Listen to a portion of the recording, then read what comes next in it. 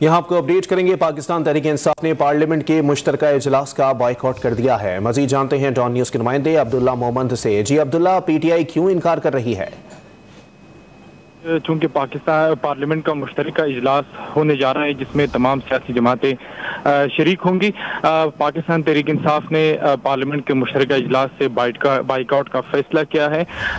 ہمارے ذرائع کے مطابق پارٹی نے پی ٹی آئی کے 20 سے زیادہ سینیٹرز کو بتا دیا ہے کہ پارلیمنٹ کا جو مشترکہ اجلاس ہے وہ اس میں شریک نہ ہو، کیونکہ موجودہ حکومت عوامی اعتماد کھو چکی ہے اور وہ اس کے پاس مینڈیٹ نہیں ہے، اور ان کے ساتھ بیٹھنا جو ہے وہ پاکستان کے ساتھ زیادتی ہے، جس کے بعد یہ فیصلہ پاکستان تحریک انصاف کی جانب سے سامنے آیا کہ آج پارلیمنٹ کے مشترکہ اجلاس میں وہ شریک نہیں ہوں گے۔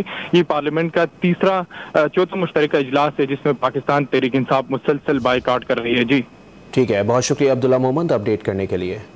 آپ کو بتائیں کہ پاکستان تحریک انصاف نے آج پارلیمنٹ کے مشترکہ اجلاس کا بائیکاٹ کر دیا ہے۔ پی ٹی آئی نے پارلیمنٹ کے مشترکہ اجلاس کے بائیکاٹ کا اعلان کیا۔